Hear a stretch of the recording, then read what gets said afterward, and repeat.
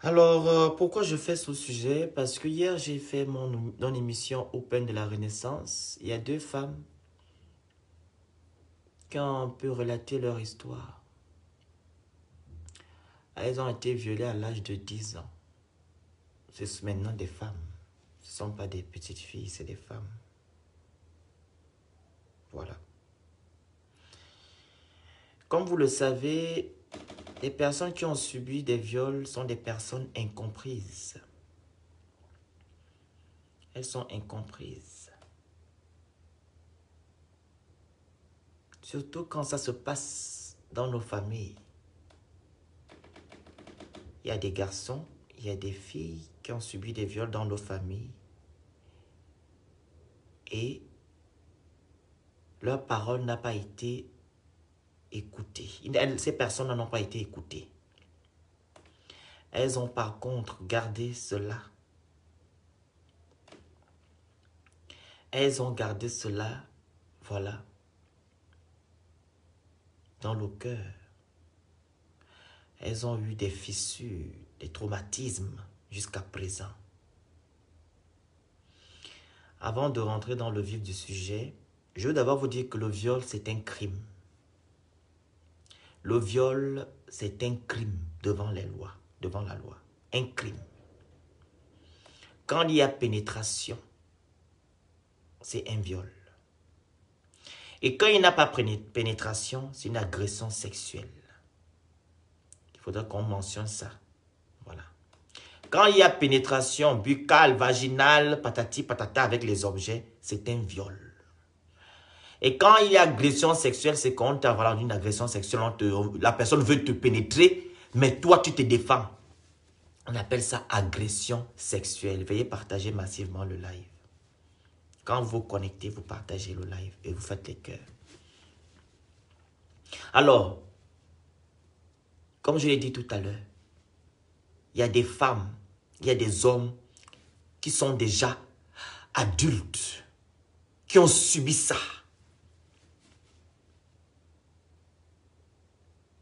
Qui ont subi ça.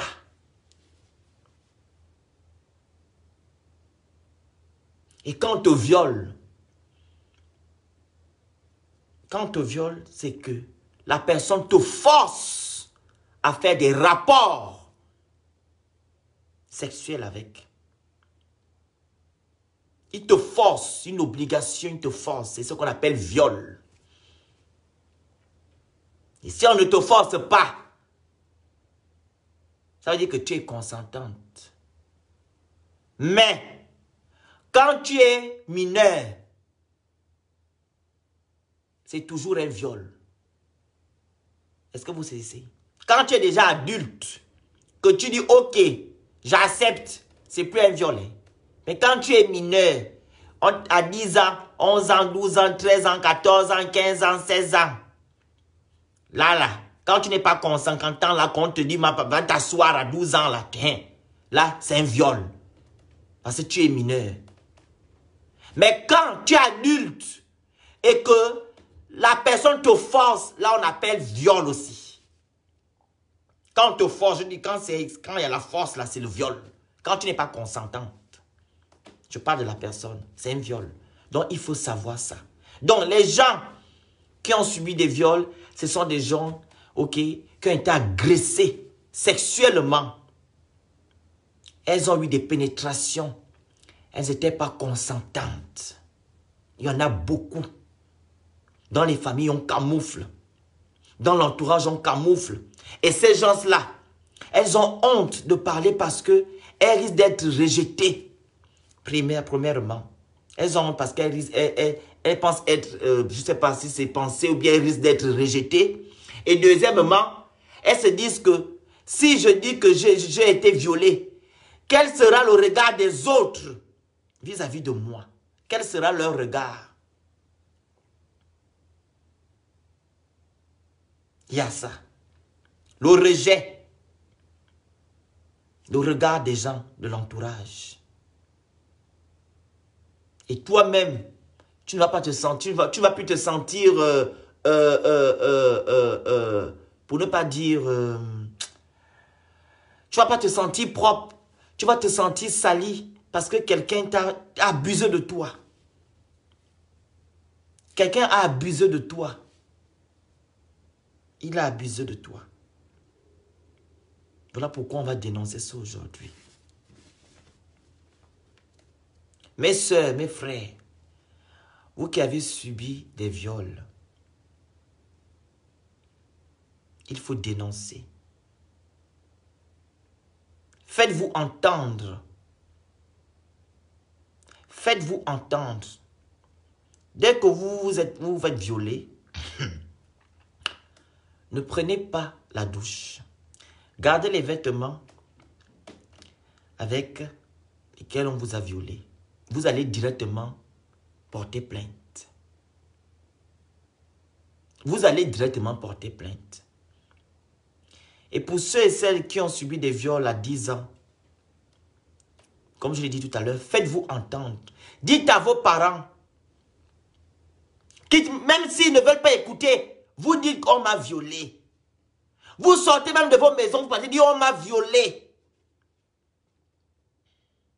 Parce que tôt ou tard, vous allez avoir mal. Vous voyez des femmes dehors et des hommes dehors qui ne veulent pas s'approcher des gens, qui ne veulent pas être en couple. Parce que quoi, c'est un traumatisme. Ces personnes ont un traumatisme. Vous voyez une personne qui dit non, non, non, je ne veux pas. Je ne veux pas être en couple, je préfère être seule. Patati, parce qu'elles ont été traumatisées. Elles ont été traumatisées. Vous savez ce qu'on appelle, on te traumatise pour te coucher, on te viole, on t'oblige à faire quelque chose.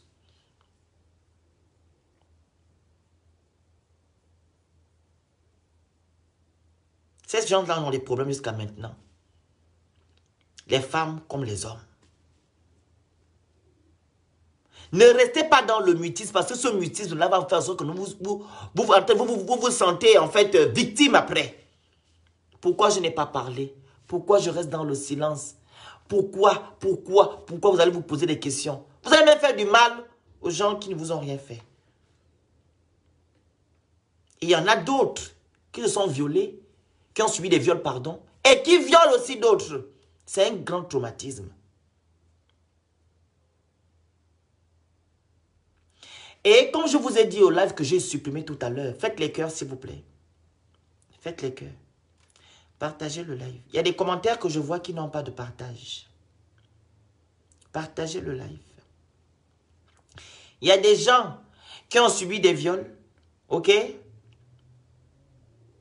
Qui se sont lancés dans la prostitution, la débandade sexuelle. C'est du traumatisme. Comme on t'a violé, tu dis ok, je vais alors me jeter dans la prostitution, bien, je vais coucher avec qui je veux. Le sexe est maintenant son apanage. Le sexe est maintenant son apanage. Il couche avec qui il veut. Il couche avec qui il veut. Voilà, il a été violé. Pour lui, le sexe, c'est un jeu pour lui. C'est un jouet. Quand vous voyez les gens dehors, là, vous pensez que tout le monde est comme vous. Je ne sais pas. Est-ce que vous pensez que les gens qui sont dehors, là, sont comme vous? Vous qui n'avez rien vu, rien eu dans la vie. On ne vous a pas violé, on ne vous a pas traumatisé. Vous pensez que tout le monde est comme vous? Non. Il y a des gens qui ont des blessures. Des blessures profondes. Comme tout à l'heure, après ce live-là, il y aura une jeune dame qui viendra ici.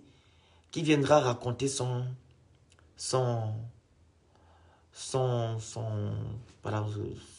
viol. Et voilà.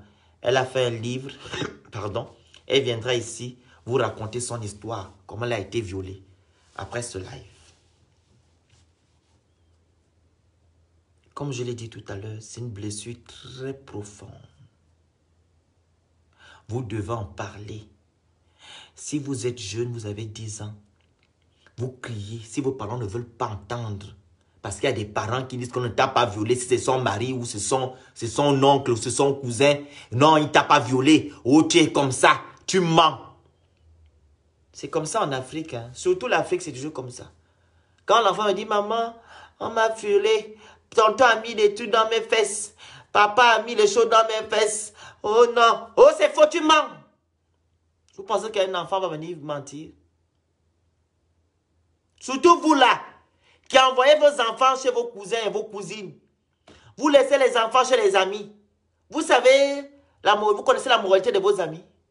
Vous envoyez les petits garçons et vos petites filles chez des amis. Va passer les 2 semaines chez tel. Et l'enfant va subir des attouchements là-bas. Les enfants vont être violés là-bas. Il faut prendre des précautions. Il faut prendre des précautions. Vaut mieux de garder vos enfants chez vous. Parce que quand vous le faites là, ils vont vous haïr à vie parce que c'est à cause de vous qu'ils ont été violés. Incapables de garder vos enfants chez vous. Vous allez déposer partout, partout, partout, partout. Tu es l'ami de quelqu'un. Allez, oh c'est mon ami, tu vas laisser l'enfant. Après l'enfant, on viole. On fait les attouchements à l'enfant.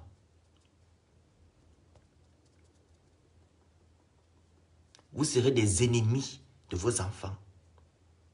D'abord, vous ne les écoutez pas. Quand ils viennent vous dire que non, j'ai subi des attouchements, j'ai été violé, vous vous dites que oh, les enfants mentent. Ça, c'est ça votre travail. Ils mentent. Ah, tu mens, tu racontes des bêtises. Vous n'écoutez pas vos enfants.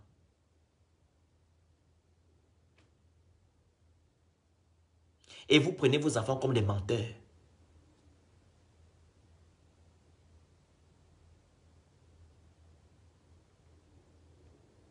Vous prenez les enfants comme des menteurs.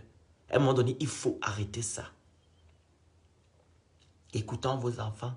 Parce que les 2 femmes qui ont intervenu hier ici, elles ont été violées à l'âge de 10 ans. À 10 ans, elles ont été violées à 10 ans. À 10 ans. Je ne sais pas si ces filles ont porté plainte. À 10 ans, elles ont été violées. Imaginez-vous. Elles vont dire à leur maman, on m'a violée. Ah, tais-toi. Papa, on m'a violée. Ah, tais-toi. Je me rappelle, j'avais fait un live ici où un jeune frère violait son petit frère dans la maison. Ça fait déjà 2 ans. Hein. C'est la soeur qui est venue parler ici. Hein. Le frère violait son petit frère dans la maison. Ici. Je vais fouiller le live là, je vais vous mettre ça encore. Il violait son petit frère. L'enfant vient. Oh maman, j'ai mal. L'enfant avait mal à la... un petit garçon, hein. Il avait mal à l'anus. Maman, j'ai mal. Elle va regarder le bousiller. Il violait son petit frère tout le temps à la maison. Même vos propres enfants, ils font ça à leur petit frère. Il faut faire très attention. Et vous savez quoi? Pourquoi il violait son petit frère? Parce que lui aussi, il a été violé. Parce que lui, il a subi aussi la même chose. Et pourquoi il a subi la même chose? Parce que sa mère passait son temps à aller déposer chez tantine, chez tonton. C'est ça que sa mère faisait. Allez, va chez tonton. Il a subi des viols là-bas. Allez chez elle, il a subi des viols. Maintenant, sa mère a pris l'enfant à l'âge de 7 ans. Il est venu maintenant dire que moi, je veux aussi faire subir mon frère la même chose.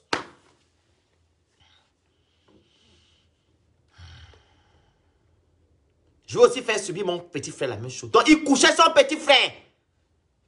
Sa mère va au travail, il couche. Si vous vous rappelez ici, les Phéniciens, vous vous rappelez de ce lèvre-là, non? Voilà. Elle est venue pleurer ici sur mon live. Un petit garçon de 14 ans, tu violes ton petit frère. Parce que toi, on t'a violé. Vous savez ce que ça fait? Le traumatisme. Faites très vigilant. Il faut être vigilant. Faites les cœurs, s'il vous plaît. Faites les cœurs. Continuez à partager le live. Je ne vais pas vous dire tout le temps de faire les cœurs. Faites les cœurs, partagez le live. Les gens qui veulent intervenir, vous pouvez intervenir. La dame qui a appelé hier aux États-Unis, si vous êtes là, vous demandez la parole, je vous la donne. Celle qui a pleuré hier via le Open de la Renaissance, si vous êtes là, je vous donne la parole, je vous la donne. Donc, on dit d'être vigilant. D'être vigilant. Écoutons les enfants. Écoutons les enfants. Je vous ai dit tout à l'heure, vous risquez d'être les pires ennemis de vos enfants. Parce que c'est de votre faute. C'est de votre faute. Parce qu'ils étaient incompris.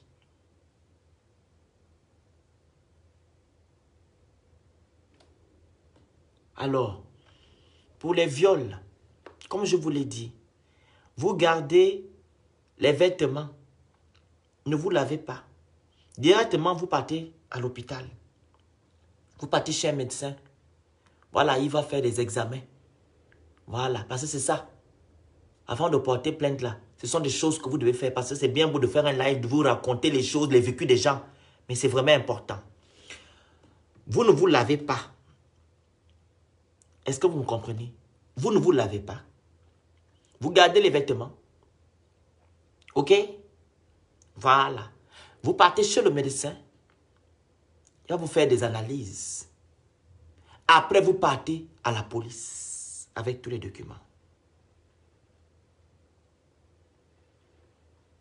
Vous partez à la police avec tous les documents.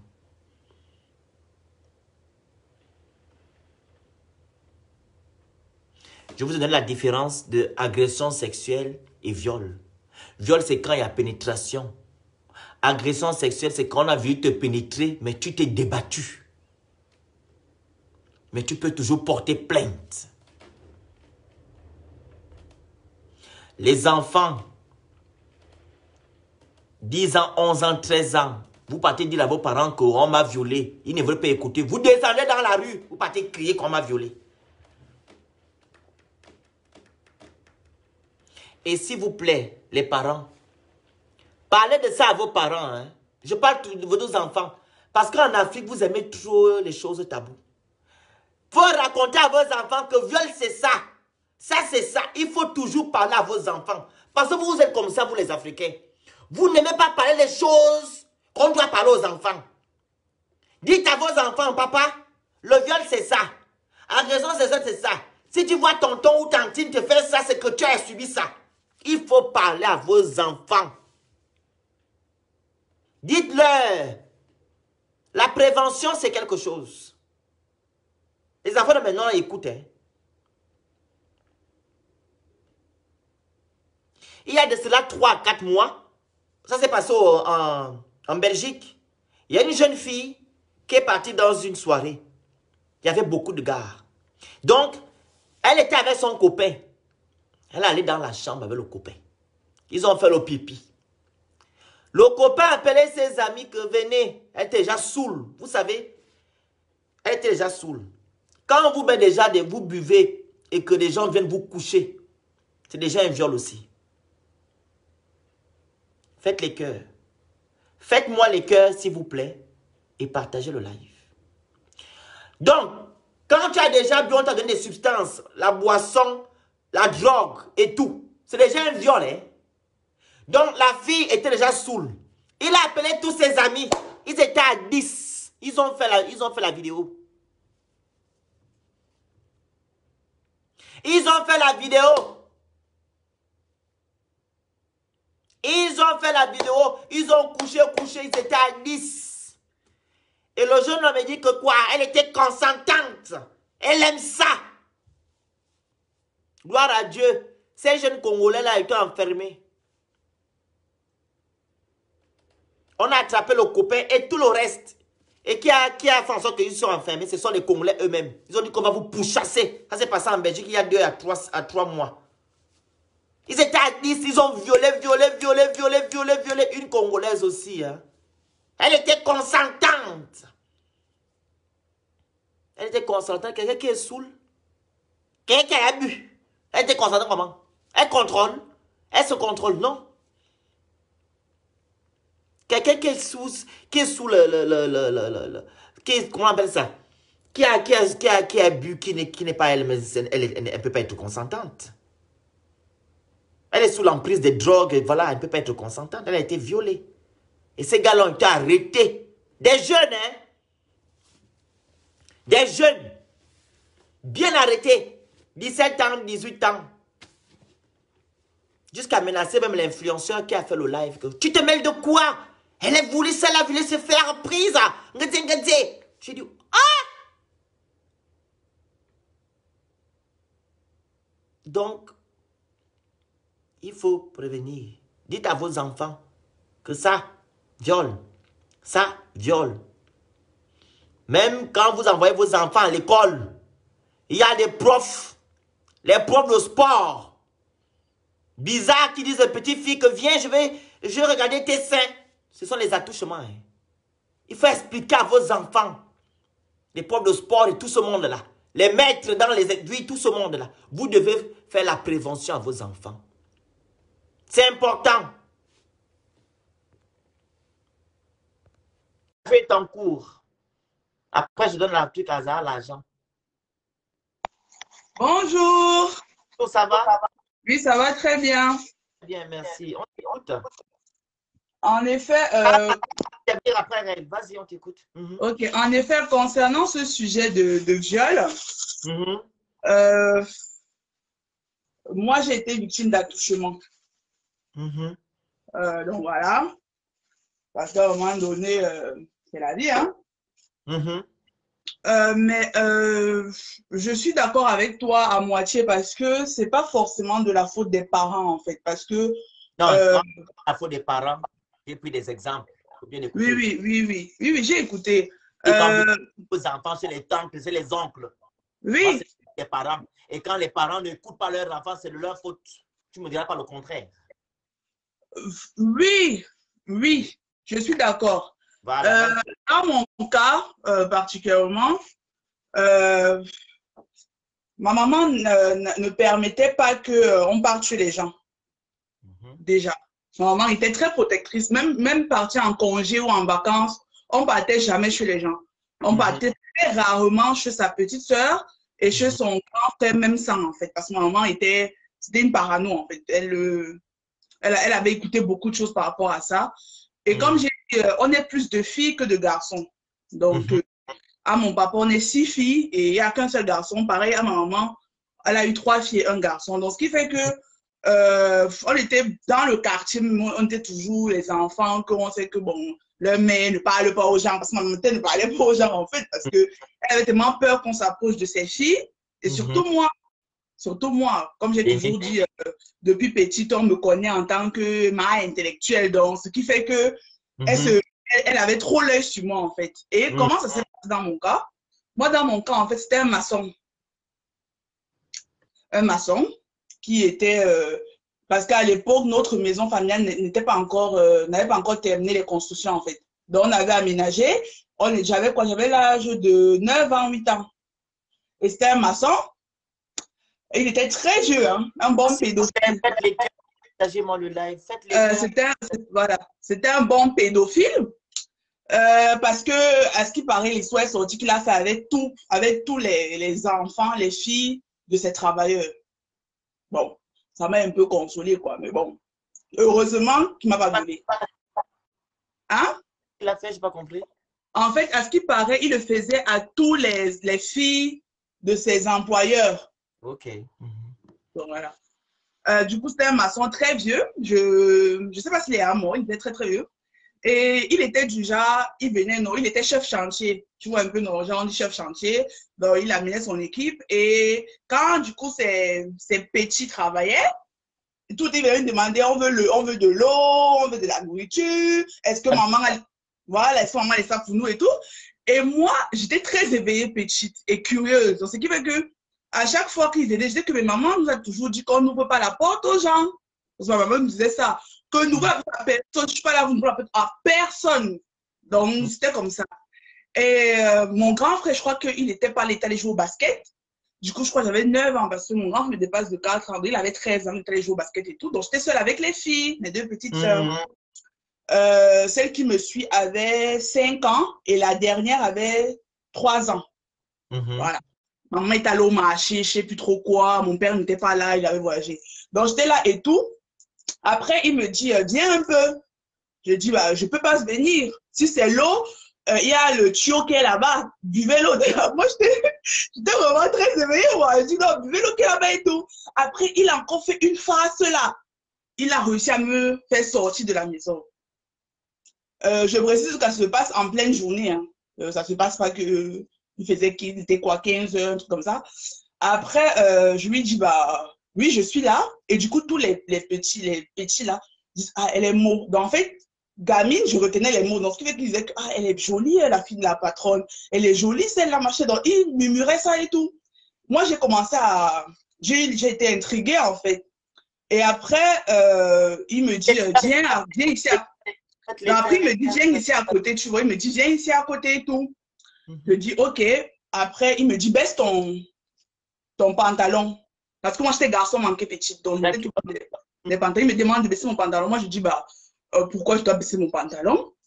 Il me dit, t'inquiète, tu vas pas dire à maman, tu vas pas dire à papa. C'est ce qu'il me dit. Hein. Après, je lui dis, non, ça, ma mère m'a dit qu'un homme ne me touche pas. Parce que ma mère m'avait dit que si un homme te touche, tu tombes enceinte. Donc, moi, je lui réponds petit que maman ne veut pas ça. Il dit non, non, ne parle pas fort parce qu'il y avait les autres qui travaillaient dehors. Et chez nous, en fait, si tu veux, il y a la maison familiale, il y a la dépendance derrière. Donc, on était dans la dépendance derrière qui était en travaux. Voilà, je contextualise. Et après, il me demande de baisser mon caleçon. Du coup, en fait, je n'ai pas baissé. Du coup, il est venu baisser mon pantalon. Après, du coup, il a baissé brusquement, en fait.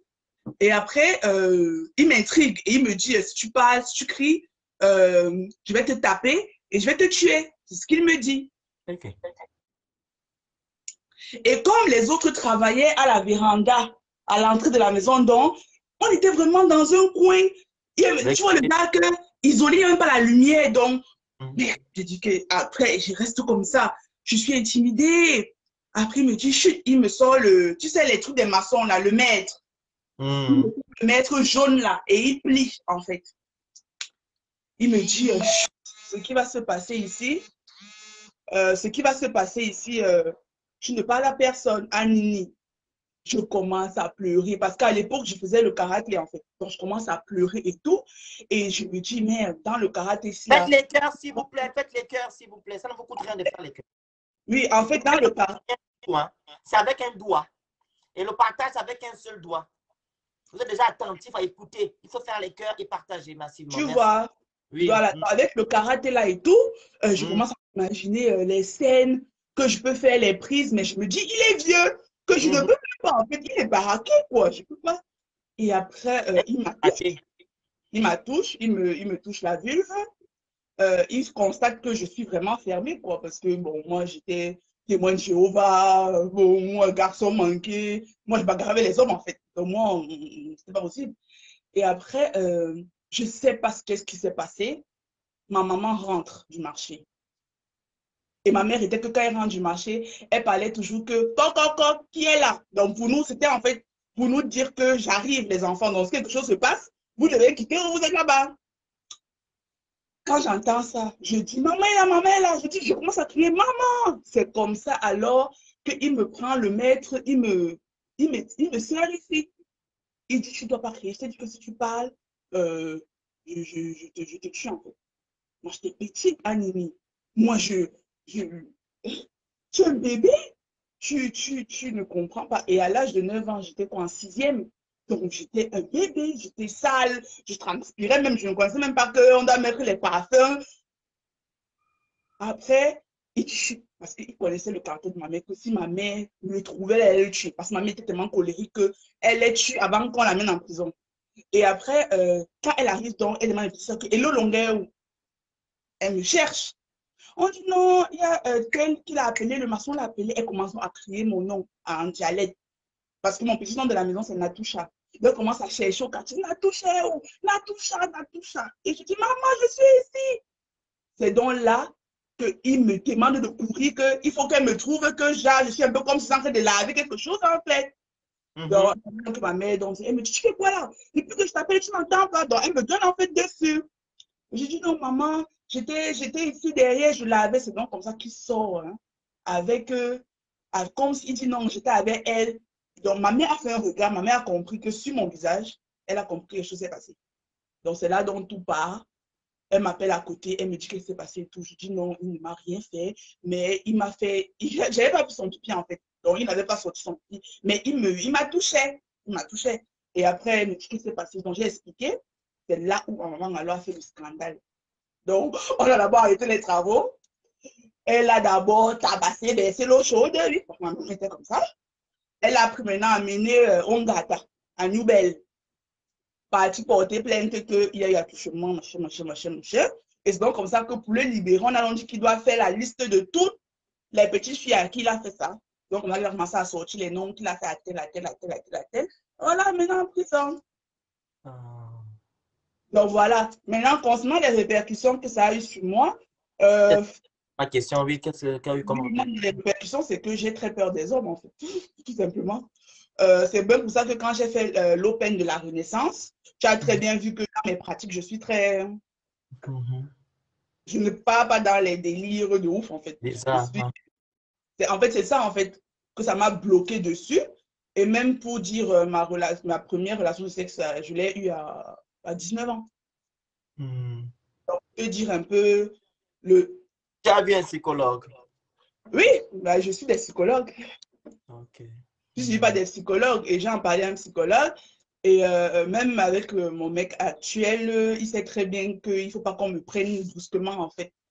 Même moi, il faut beaucoup me cajoler. Il faut vraiment mettre dans une ambiance d'amour et de rose et de lumière. Parce que en fait, si tu viens avec la force, avec le ton, je suis fermée. Et ça peut être un motif de rupture même, parce que je vais dire que tu ne respectes pas, tu ne me... En fait, moi, je vais dire que tu ne me respectes pas, tu ne me... En fait, même si je ne t'ai pas dit mon histoire, hein, parce que je crois que beaucoup même de mes ex vont entendre ça parce que je n'en parle jamais. C'est vraiment la première fois que je le dis là. Donc, même mon mec actuel, il va entendre ça là. Désolé, hein, mais bon. Donc, mais il a compris que j'ai ma manière d'être et il n'a pas posé plus en fait. Et je lui ai dit que le jour où je voudrais te dire, je vais t'expliquer. Mais heureusement, moi, je n'ai pas été violée en fait. Parce qu'il y a d'autres qui sont violés. Quand il y a déjà des attouchements, c'est un viol. Voilà. Donc, heureusement pour moi. Tu as été touché. C'est un viol en tout cas. Donc, heureusement pour moi, il ne m'a pas doigté. Il ne m'a pas fait tout ça. Il m'a vraiment attouché le clitoris et la vulve. Donc, c'est ce que j'ai... C'est ton partie intime. Il a touché. Voilà. Donc, il m'a touché. C'est comme quelqu'un qui te fait les seins. Ça, c'est un viol. Exactement. C'est un viol. Voilà. Exactement. Tout le monde ton sexe, c'est un viol. Donc, voilà. Donc, moi, j'ai pas eu ça. Dans la bouche, par exemple, quand tu as déjà vu pénétration, c'est déjà un viol. Quand tu as déjà été palpé et tout ça là, c'est le viol. Voilà. Donc, voilà. Et donc, c'est un peu ça. Donc, pour les autres. Oui, donc pour conclure, j'aimerais dire à ces femmes qui ont été attouchées, dans mon cas, ou qui ont été violées, ou bien qui ont porté des grossesses indésirées dues à un viol. Si vous décidez d'accepter votre histoire, ça va aller mieux en fait. Si vous en parlez, vous partez voir des psychologues, vous confiez à quelqu'un en fait, vous ouvrez votre bouche, vous parlez juste. La parole soigne et la parole condamne. Et je pense que dans notre cas de femmes attouchées, c'est bien de parler en fait. N'ayez pas honte, n'ayez pas peur. Si vous ne voulez pas parler à votre entourage, moi j'ai eu la chance d'avoir une maman qui communiquait énormément avec ses enfants. C'est-à-dire que ma mère, elle savait sur notre visage, je n'avais même pas besoin de parler. Quand elle nous voyait, elle sait que ça, mon enfant, ça a eu ça.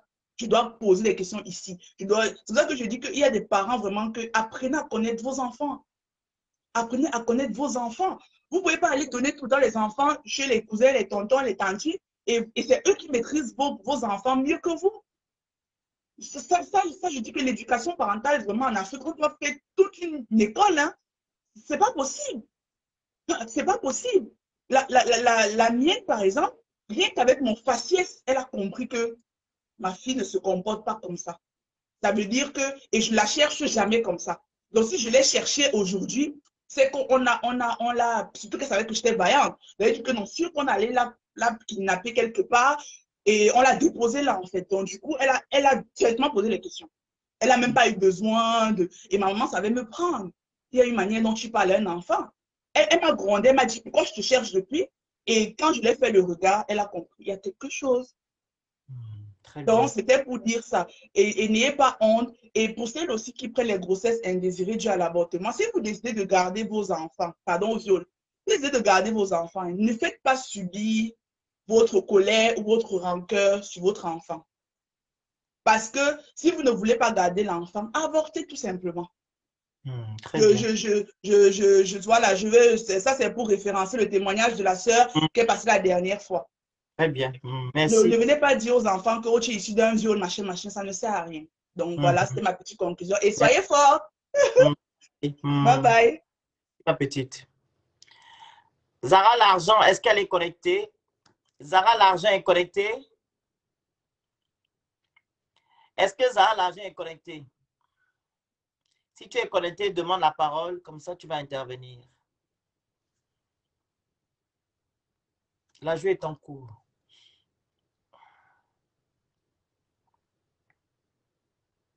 Demande la parole, je te la donne.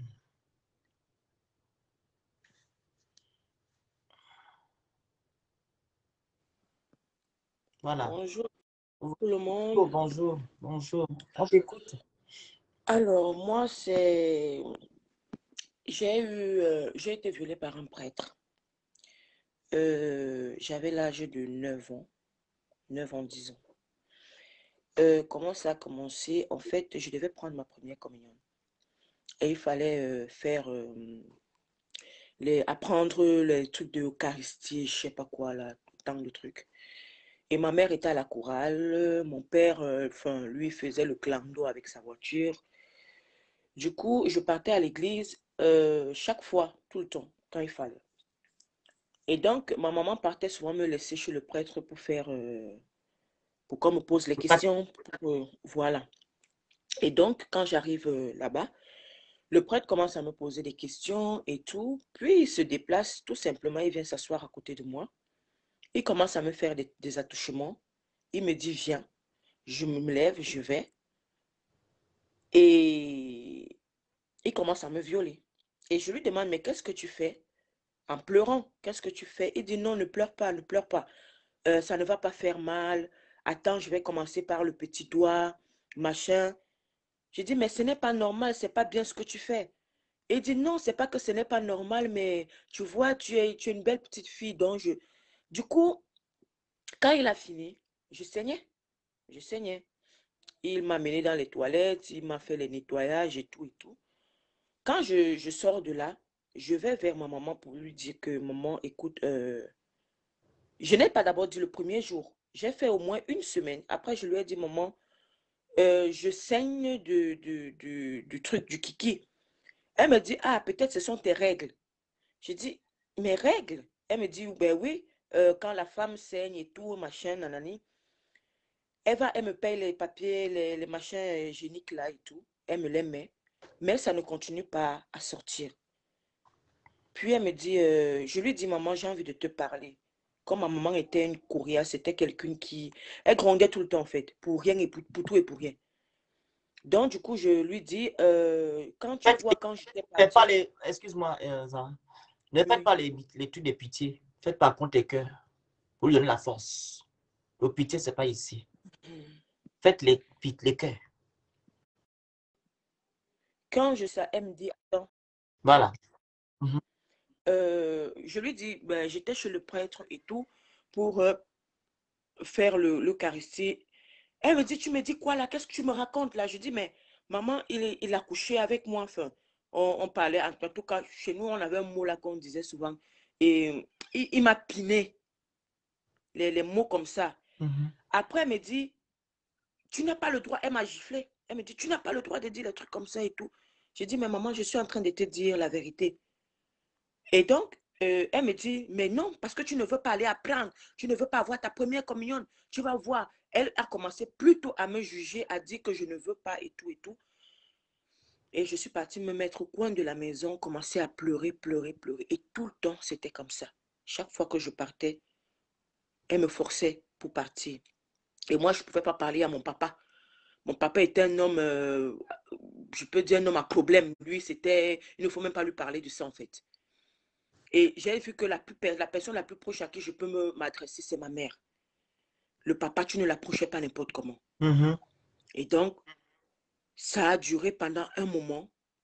Et la personne qui m'a sauvée, c'était ma grande sœur qui m'avait dit qu'il fallait que j'aille fréquenter en ville.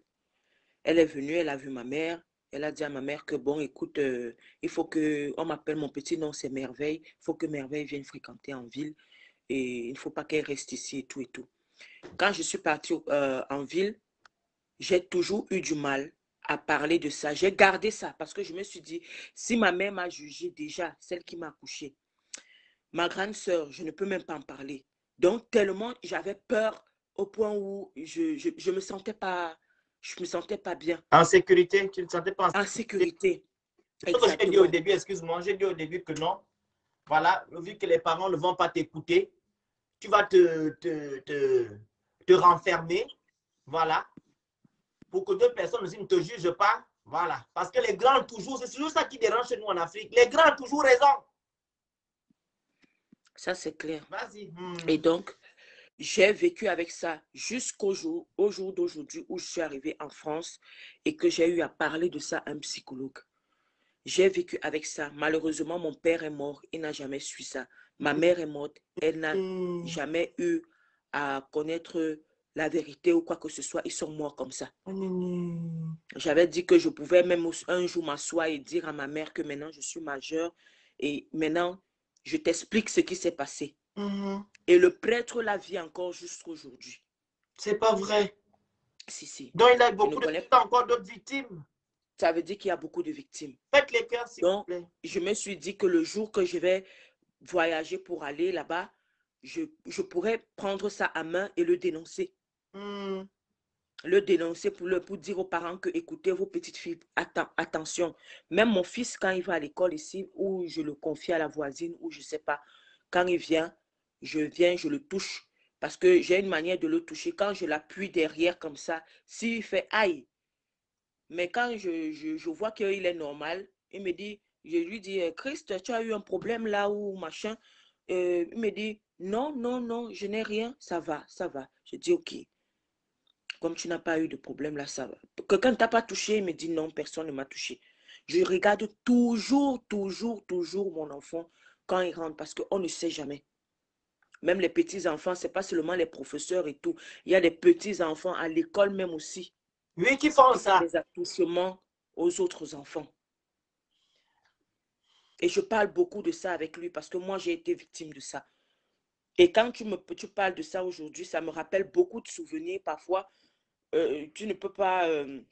voilà, des fois, je pleure souvent parce que je pense à beaucoup de choses pour essayer. Même au psychologue, quand je lui explique, je ne lui explique pas en fond comme si j'expliquais à ma mère parce que la personne que je voulais qu'elle le sache et qu'elle me croie, c'est ma feu maman. Mais elle ne m'a pas cru. Elle est morte comme ça, sans savoir ce que j'ai dans le cœur. Et voilà, même il y a des mamans qui sont vivantes, qui ne veulent même pas. Ils disent à l'enfant, je ne veux pas entendre parler. Oui, elle a préféré soutenir un violeur que de me soutenir moi. Et ça, je lui ai dit... Excuse-moi, nos mentalités vraiment vont nous amener, nos mentalités vont nous amener dans la bêtise. L'affaire, ce sont les adultes qui ont toujours raison. Les enfants n'ont pas raison. Là, je n'ai jamais compris ça. C'est le problème, hein? C'est ça. Oh, tu veux pas aller faire le catéchisme. Oh, là, tu manques. Et tout, et tout, et tout. Parce que quoi? Manque de communication. Ils n'écoutent pas, ils ne dialoguent pas avec leurs enfants. Et c'est triste. Comment une petite fille de 9 ans va se connaître le mot PIN? Si elle te le dit, c'est qu'elle a subi quelque chose. Jusqu'à présent, tu es traumatisée, même si tu es toujours joyeuse, que tu parles tout le temps, voilà et tout. Oui. Tu es traumatisée. Je ne pense pas qu'un homme peut te faire bang parce que c'est dans ta tête. Bah oui, ça c'est déjà dans ma tête. Et quand j'ai connu le père de mes enfants aussi, qui m'a aussi encore traumatisée avec son décès, qu'il est mort à l'âge de 32 ans, ça aussi, ça m'a traumatisée parce que je me suis dit, maintenant, en ce moment-ci, qui je peux trouver? Parce que c'est quelqu'un qui m'a levé de là. Même si je ne lui ai pas dit, mais il m'a beaucoup soutenu. C'est quelqu'un qui m'a apporté beaucoup. Il m'a apporté beaucoup. Et lui aussi, il est décédé. Et puis voilà. Ouais. Donc, et alors, quel conseil tu donnes alors aux filles qui ont subi des attouchements, des viols et tout, des agressements sexuels. Voilà. Moi, je dis déjà, si vous voyez déjà le regard de quelqu'un qui n'est pas bon, déjà allez signaler parce que si un homme vous appelle, même s'il vous appelle, ne partez pas. Essayez de dialoguer tout le temps avec vos parents. Essayez de parler. Et les parents aussi, écoutez vos enfants. Parce que Et ce que briser vos les enfants vous tabous. disent, oui, ce que vos enfants vous disent, c'est très pertinent. L'enfant, c'est pas facile que l'enfant vienne se tenir devant toi et te dire, maman, tel m'a fait ça. Et si vraiment tu es un parent, vraiment le genre que tu es vraiment dur de caractère, l'enfant aura peur. Mais si l'enfant prend son courage à deux mains, il vient vous voir, essayez de le comprendre, parler avec, posez toujours les questions, dialoguez avec vos enfants en leur disant, si ta fille a déjà les seins ou elle voit déjà ses règles, dis-lui, ma fille, si tu vois là, écoute, le dehors c'est comme ça, c'est comme ça. Explique-lui, dis-lui ce que c'est. C'est pourquoi on dit souvent que parfois le blanc il parle tout, n'importe quoi avec son enfant. C'est C'est important, pourquoi mais quand on parle de ils sont tout, toujours en train de éveiller parler. l'esprit de l'enfant. Vous voyez, Exactement. excuse-moi de te couper la parole, les enfants d'ici sont plus éveillés que les enfants de l'Afrique. Hein. Tant bien même que les parents androïdes, ils parlent déjà. Mais ce n'est pas trop truc. Il y a des restrictions. Les enfants d'ici sont éveillés, ils connaissent tout. Parce Bien que sûr. quoi, les parents parlent. Et à l'école, on parle, on On sensibilise, parle. on apprend. Parce qu'ils savent que non, les enfants sont des personnes vulnérables. Exactement. Tu penses qu'un vieux coco de 18 ans, par exemple, il y a des trucs. Bon, allez, on viole les gens à 18 ans, 20 ans et trucs. Tu penses que, Ben oui, voilà, ben c'est pas oui. vraiment te forcer, mais là, quand tu es jeune, quand tu es mineur, comme toi, tu étais une petite fille, tu peux refuser. Tu vas souvent parler à la bouche. Qu'est-ce que tu fais? Patati, patata. Et il va te dire, laisse-toi faire. Tu vas te laisser faire. Allez, c'est terminé. Mais par contre, Ben, si tu es c'est ce adulte, que tu vas j'ai te eu. battre. C'est ce que j'ai eu. Voilà. Et en plus de ça aussi, il y a des personnes, quelqu'un âgé qui va venir voir ton enfant et dire, ah, voilà ma femme. C'est ta Ou femme. peut-être Toutes une ces maman qui choses-là, vient, exact. oh, mon mari. Dites-lui déjà, stop. Stop. Mon enfant n'est pas ta femme. C'est quoi? Tu la vois, ta femme, dans la sorcellerie ou c'est comment? Il vient même quand je me rappelle des choses comme ça. Il vient C'est même quand il terrible. vient à la maison, il te prend, te met sur les cuisses, il est en train de bander. Ben oui, mais oui. Mais non, vraiment l'Afrique, hein, excusez-moi, quand je fais des lives ici, hein, je ne parle pas de l'Europe, hein, parce que pour moi, ils sont déjà avancés. Ah, ça c'est clair. Tout est déjà là, tout est organisé.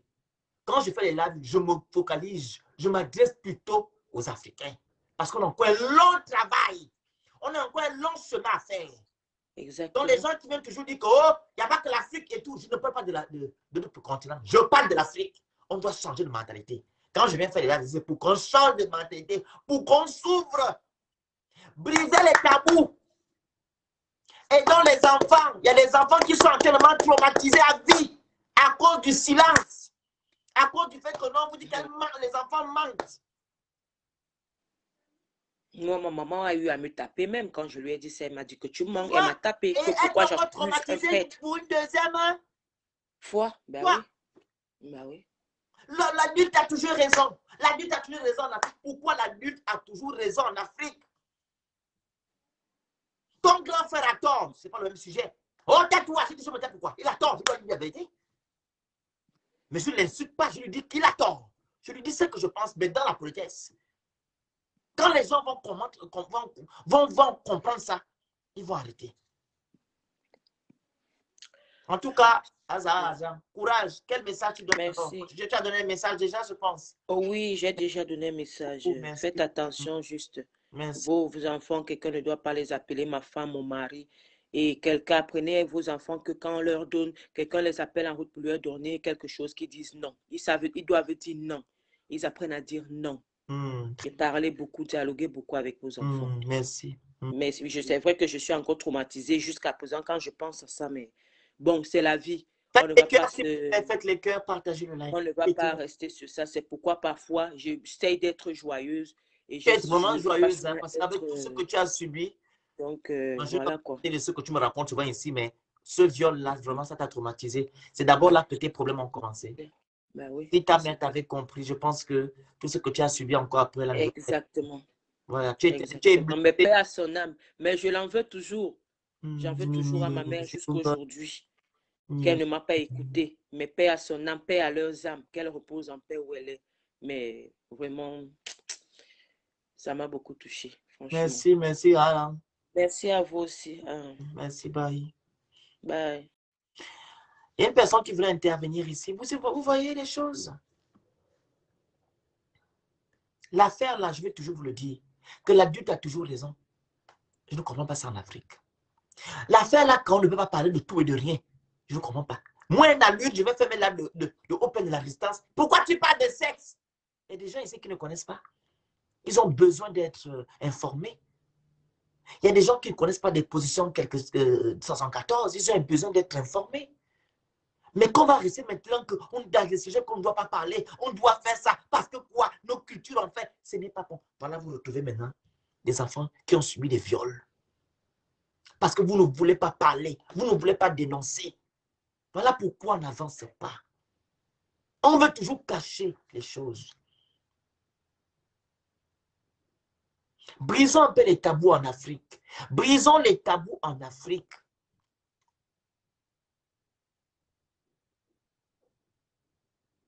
On passe notre temps à juger les gens. On voit une fille qui est dans la prostitution. Vous savez pourquoi elle est dans la prostitution? On voit une fille qui est guine. Vous savez pourquoi les guines, elle aime les femmes? On voit un garçon qui aime les hommes. Vous savez pourquoi il aime les hommes? Il y a tous ces paramètres-là. On voit une femme qui ne veut même pas s'approcher d'un homme ou d'une femme. Tu ne te maries plus. Vous savez ce qu'elle a subi? On voit un homme qui ne veut pas s'approcher d'une femme. Vous savez pourquoi? Vous savez ce qu'il a subi? Maintenant, on passe notre temps à juger. On passe notre temps à dire de n'importe quoi sans vouloir connaître la vie et le vécu de la personne, pardon. Donc, je demande à la nouvelle génération de dialoguer avec leurs enfants. Brisons les tabous. Vous devez dire à vos enfants que le viol, c'est ça. La leçon sexuelle, c'est ça. Si quelqu'un te fait ça, ça, c'est ça. Viens dire. Arrêtons avec l'affaire qu'on doit cacher. Christine, la joué ton coup. Partagez le live, s'il vous plaît. C'est vraiment important. Si je mets le live, je mets le titre ici, Pamela. On serait ici à 1000. Donc, vous aimez écouter les choses. Si je mets ici, je vais le lancer tout à l'heure. Pamela, vous allez voir. Ça va augmenter 1000. Je vais faire un live tout à l'heure. Je vais mettre Pamela. Vous allez voir. Christine. Bonjour le Phoenix. Bonjour, madame. Moi, c'est Christine depuis les États-Unis. Oui, on vous écoute. Je ne sais pas exactement le live de quoi le sujet vous parlez, mais j'ai entendu parler du viol. On parle du viol, c'est épinglé. Ok, moi, je suis vraiment... je suis arrivée en Amérique il y a de cela 21 ans. J'ai souffert, je suis montée, je suis descendue. Mais il y avait un truc qui me revenait toujours. Je passais des moments difficiles, rien ne marchait, rien n'avançait. Et je ne me rendais pas compte, en fait, que le fait que la vie que je menais, il y avait toujours des viols. Et je ne savais pas pourquoi ça m'arrivait. Et c'est comme ça, comme un jour, derrière une copine à moi qui ne faisait que me parler de Dieu, de Dieu. Et c'est comme ça, comme je me suis retrouvée dans la maison de Dieu sans savoir. Et au fur et à mesure, je priais. Et j'avais aussi des problèmes parce que dans mon enfance, j'ai été violée par mon maître à l'école primaire, l'école privée. Et ça s'appelait l'école Bambis. À l'âge de 10 ans, mon maître ne faisait que faire la chose, il faisait que répéter, il fallait que j'aille lui rejoindre dans les toilettes. Il faisait que le faire jusqu'au jour où on l'a attrapé. Mais ce qui était pire en ça, c'est que ma tante ne savait pas, j'avais peur d'elle, je ne pouvais pas lui dire, parce que ma tante était tellement sévère qu'on n'avait même pas le droit de parler fort à la maison. Bon, je continue maintenant dans ma marche en Amérique, les choses n'avancent pas, je me demande, mais pourquoi les autres avancent, pourquoi moi c'est toujours derrière, mais qu'est-ce qui ne va pas? Comme ça aussi, dans l'église, j'ai commencé à poser, j'ai commencé à Te poser des questions. Poser des questions. Maintenant, je m'en vais, je demande la première question qui m'est venue en tête. J'ai dit, mais Seigneur, pourquoi ma tante qui nous a éduqués pendant 17 ans, pourquoi est-ce que ma mère ne s'entend pas avec elle? C'est toujours les querelles, mais c'est quoi le problème? C'est comme ça, comme Dieu, maintenant, dans son amour, vient me révéler dans le rêve, dans le songe. Je vois ma mère dit, viens, viens, viens, je vais te montrer, je vais te dire qui est ton père. À ma grande surprise, je regarde, je vois, je prends le bic. J'ai dit, mais en voulant prendre le bic, je vois mon cousin avec qui j'ai grandi dans la même maison. Je dis, mais qu'est-ce que lui fait là? Il ne devait pas être là. C'est moi plutôt que ma maman devait me révéler, devait me dire qui est mon père. Mais maintenant, je le vois. Mais pourquoi je le vois? Qu'est-ce qu'il fait ici? À ma grande surprise, je regarde dans la fenêtre, je vois un bébé qui est en train de traverser la route. Je dis, mais comment les gens peuvent laisser un bébé de 6 mois en train de ramper sur la route? C'est quoi ça? Je cours maintenant pour aller porter le bébé, je me réveille. Entre-temps, j'ai grandi avec ma tante. On ne m'a jamais dit qui est mon père. On me disait que voilà, ton père est de passage. Je laisse la maison, je cours, je m'en vais rencontrer ce soi-disant papa. Mais je me rends compte que le papa, en fait, j'arrive à l'endroit là où je devais le rendre. Faites les cœurs, faites les cœurs. J'arrive à l'endroit là où je devais le rendre, là où je devais voir mon père pour la première fois. Chaque fois, c'était toujours comme ça. Dès que j'arrive, le papa part. Je me suis découragée, dit bon, c'est comme ça. Il va me chercher un jour parce que moi, je suis fatiguée. J'arrive maintenant, je continue maintenant ma marche dans le Seigneur. Et qu'est-ce que je vois? Je me rends compte que ma maman me cache quelque chose. Et Dieu avait permis que les serviteurs de Dieu ne disent pas qui était mon père, parce que s'ils disaient qui était mon père, ça allait être un scandale dans la famille. Ils allaient dire, oh, vous les hommes de Dieu, vous exagérez, vous exagérez. Je vous dis, je suis arrivée à mes bouts. Ça, c'était quand j'avais perdu mon mari, j'avais perdu mon ex-mari. Après la cérémonie, tout s'est bien passé. Mais il y avait toujours quelque chose qui manquait en moi. Je voulais savoir, mais qu'est-ce qui ne va pas, Seigneur? Qu'est-ce qui ne va pas? Et je me sentais toujours rejetée. Il fallait toujours c'est comme si j'achetais l'amour, en fait, pour être acceptée par ma maman. Ma maman, elle et moi, c'est comme le chien et le chat. Je me demande, mais pourquoi cette femme ne m'aime pas? Qu'est-ce qui ne va pas?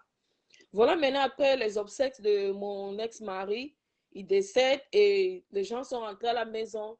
Ma maman, maintenant, elle avait besoin de moi. Elle me disait, parce qu'on avait toujours des problèmes, elle m'insultait, elle me disait, vraiment, toi, tu es une pute, tu n'es rien, tu ne vaux rien. Regarde comment tu étais quand tu as accouché, ton corps était moche à voir. Comment une maman peut dire ça à sa fille?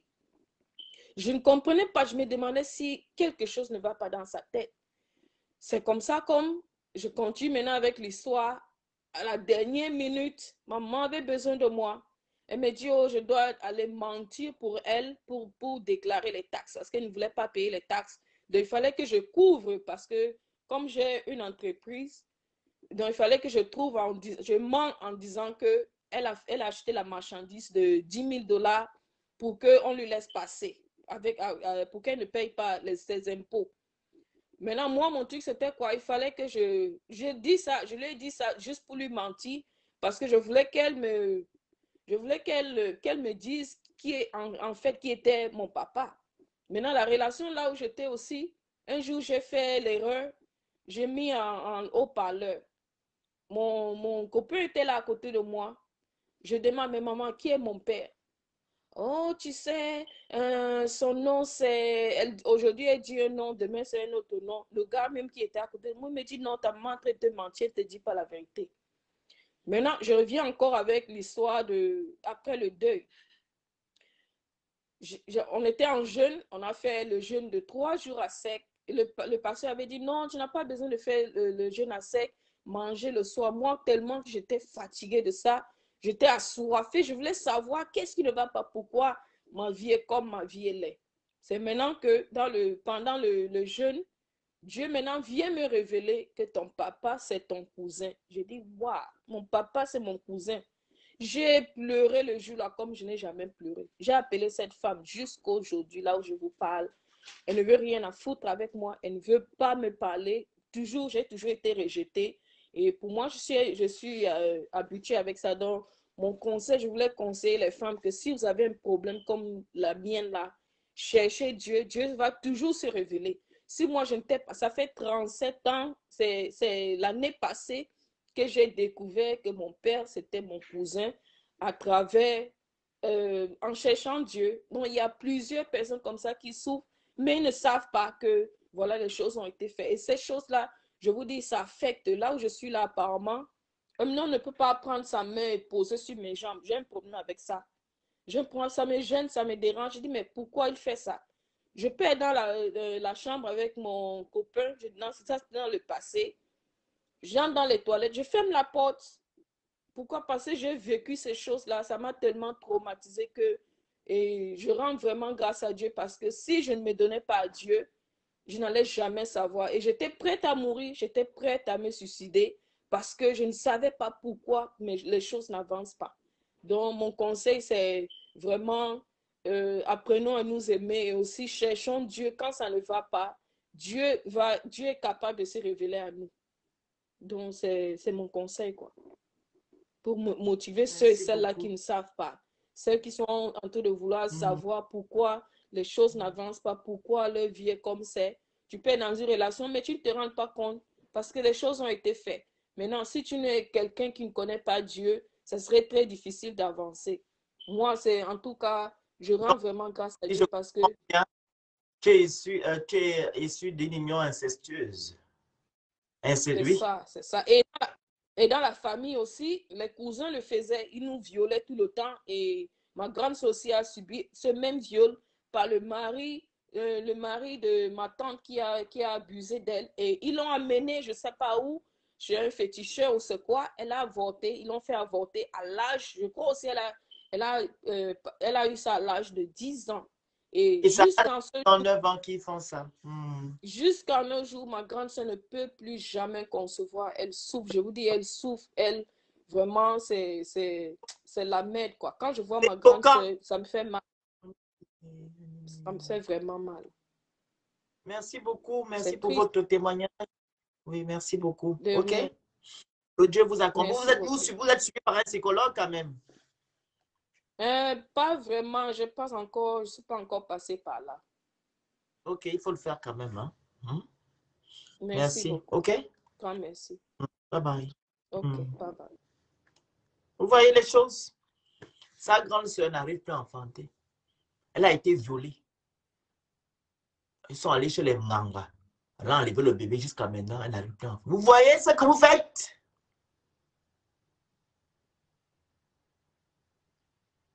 Vous voyez? Vous voyez les traumatismes? Regardez les résultats.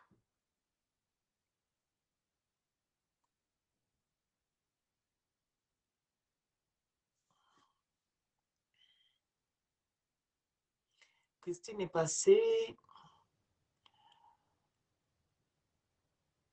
Miss Pony. Miss Pony.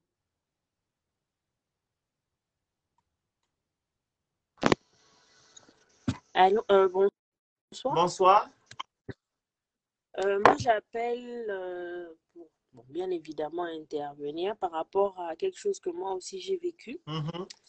J'ai pas été violée, mais j'ai failli être violée. Et le fait que ma mère m'ait soutenue, m'ait cru d'abord pour commencer, dans ce procédé m'a beaucoup aidé aujourd'hui à surmonter ces risques-là. Parce que même quand on risque ou quelqu'un essaye de te violer, c'est traumatisant.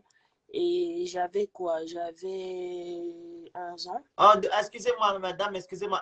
Écoutez, hein, arrêtez-moi avec l'affaire de rock. Je vous ai dit tout à l'heure, vous aimez toujours comme ça, vous les Africains. Attendez, ma soeur, excuse-moi. Ce sont des choses comme ça qui m'énervent. Pourquoi on dénonce les choses de l'Afrique? Vous aimez mélanger avec l'Europe. Moi, quand je parle de l'Afrique, je prends les exemples de l'Europe pour que vous changez. Mais vous, quand il s'agit de mauvaises choses, l'Europe aussi est comme ça. L'Amérique aussi est comme ça. Vous êtes comme l'Europe. Vous avez les bâtiments. Vous avez l'aide à la santé. Vous avez l'emploi. Vous savez pourquoi vous dites que l'Europe est comme ça. Vous pouvez mélanger à l'Europe. Vous pouvez vous mélanger à l'Europe. Vous vous comparez qu'à la bêtise. On vous a dit qu'ici, il y a les tabous. Oh, l'Europe est comme ça. Oh, l'Europe est comme ça. C'est quoi avec vous? On parle de l'Afrique. On parle de vos mentalités. Il y a beaucoup ici là qui ont eu la chance. Sa maman l'a soutenu. Il y a beaucoup là qu'on n'a pas soutenu. C'est quoi? Oh, l'Europe est comme ça. L'Amérique est comme l'Amérique, qui est comme l'Europe. Tu as les routes chez toi. On m'en parle, pardon. Mais les gens ont des problèmes ici. Hein. Ils veulent rester dans leur petit confort pour se comparer aux gens qui sont au-dessus de vous. Oh! On m'a fatigué. Voilà, donc je disais, j'avais 11 ans et à l'époque, je vivais en Afrique, on vit en famille. Hein. Et quand il y a quelqu'un qui a eu la chance de construire, il y a un locataire, il y a 2 locataires ou 3 locataires. Donc, nous étions mélangés comme ça avec les locataires. Et il y a des amis des locataires qui venaient de fil en aiguille, nous nous sommes familiarisés. Il y a des gens qu'on appelait tontons, il y a des dames qu'on appelait tontines. Et ça rigolait parfois quand ils venaient. Quand ils venaient, c'était avec des petits cadeaux et tout. Et moi, j'avais pris l'habitude de m'amuser avec un que j'appelais tonton. Une fois, je suis allée dans les toilettes, il m'a suivi et il m'a soulevé au couloir. Il a trépiné sur moi en mode levrette. Ce jour-là, j'ai cru que j'allais mourir en fait. J'étais choquée, j'en revenais pas. Que ce tonton-là qui me donnait des biscuits, qui me donnait des chocolats, qui était toujours gentil, me fasse ça en fait. Ce que ma mère m'interdit même de parler. Elle ne veut pas que je fasse. Elle estime que ça traumatise. Et lui qui m'aimait, qui me montrait qu'il était gentil, il me fait ça. Donc je suis restée avec ça 2 jours. J'avais peur parce que c'était quand même quelque chose qu'il ne faut pas dire, il ne faut pas faire, c'était un interdit. Et un jour comme ça, j'ai pris mon courage, je suis allée voir ma mère, j'ai expliqué, maman, voilà, tonton tel. Quand on jouait la dernière fois, je lui ai dit que je voulais aller pisser, il m'a suivi au couloir et il m'a fait ci. Ma mère a crié.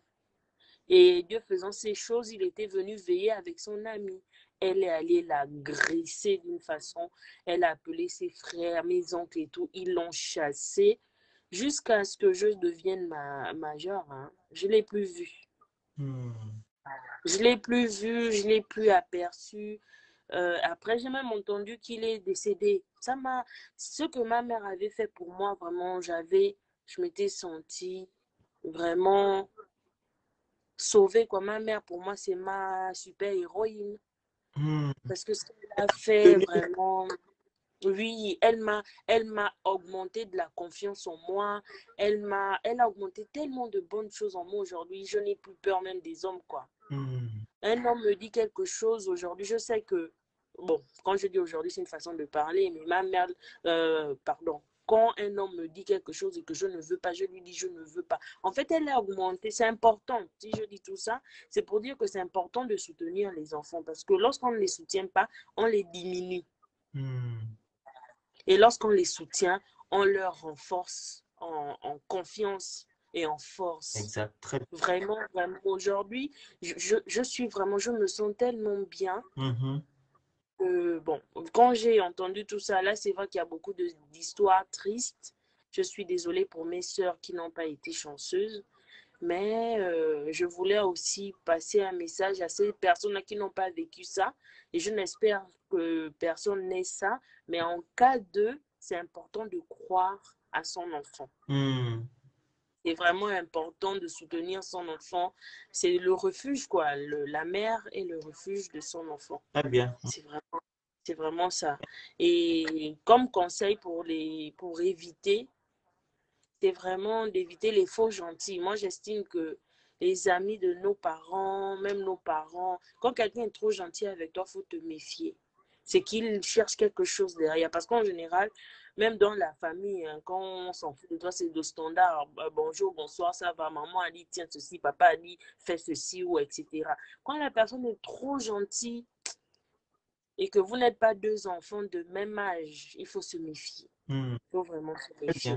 Refuser les cadeaux bêtes là, des gentillesses qui cachent toujours la sorcellerie derrière. Merci. Merci le Phénix. Au revoir. Esther, allez-y vite, on va bientôt couper le live. Quand c'est trop long, c'est pas bon. On va bientôt couper le live. Quand c'est trop long, c'est pas bon. Alors, samedi prochain, il y aura un live spécial. Une jeune dame qui viendra ici raconter son histoire et vous montrer. Voilà. Bonsoir, bonsoir Esther, ça va? Salut. Vas-y, on t'écoute. Alors, moi, j'aimerais revenir sur un volet un peu plus psychologique du viol. Parce que moi, je suis éducatrice de jeunes enfants de formation, c'est-à-dire que j'ai étudié le développement moteur de l'enfant de 0 à 12 ans. Ça, c'est mon domaine de ce que je sais faire en France. Je vais revenir sur l'intervention de Zara. Zara Largent, elle a parlé de quelque chose, c'est-à-dire que là, il y a des témoignages et des témoignages, mais il faut s'arrêter sur des points vraiment clés et essentiels. Tout est essentiel, tout est bon, tout est vrai, mais ce sont des choses qui devraient nous interpeller. Elle a dit tout à l'heure que quand son petit garçon rentre de l'école, elle pose des questions. En fait, c'est pour parler à ses prédateurs, parce qu'il y a des violeurs, il y a des prédateurs sexuels, ne l'oublions pas. C'est que les conséquences que ces personnes ont dans nos vies. Déjà, en fait, ce que je veux dire, c'est qu'on ne peut transmettre que ce qu'on a reçu. Exact. Et Zara Largent, aujourd'hui, cette femme vit dans une peur permanente. C'est-à-dire que ses enfants, ses petits-enfants, c'est une transmission d'échec en échec, de peur et de peur. Et vous conviendrez avec moi qu'on ne peut pas vivre une vie de peur et d'incertitude. Toute une vie, ça nous abîme et ça nous rend malheureux et tristes. Donc, c'est pour ça que j'aimerais m'adresser à ces prédateurs et à ces violeurs, que vraiment, vous voyez ce que vous… C'est-à-dire que ce que ces personnes peuvent subir, ce n'est pas une seule personne, mais c'est toute une chaîne, c'est toute une catastrophe. C'est toute une catastrophe, ça se suit et ça s'enchaîne. Et j'aimerais aussi revenir sur un volet qui est très important. Vous allez me dire que ça n'a rien à voir, mais c'est très important. Les parents, moi je connais des parents pour qui la nudité, c'est vrai qu'on vit en France, c'est un pays où il n'y a pas de tabou, où on peut parler de tout ce qu'on veut, où on peut parler de tout ce qu'on peut, ou quelquefois même la nudité peut être banale. C'est-à-dire qu'on peut sortir de la salle de bain, passer devant son enfant seins nus, fesses nues. Ça peut arriver qu'on oublie une serviette parce que la serviette est très loin, on passe vite fait. Mais il y en a pour eux, un parent va te dire que « Ah non, non, non, non, moi avec mes enfants, il n'y a pas de tabou, mes enfants, ils peuvent me voir nus. » Ça, c'est une éducation c'est un choix de vie que ces personnes ont choisi. Mais quand on commence à dire à son petit enfant ou à sa petite fille que ton corps, c'est ton corps, personne n'a le droit de le toucher.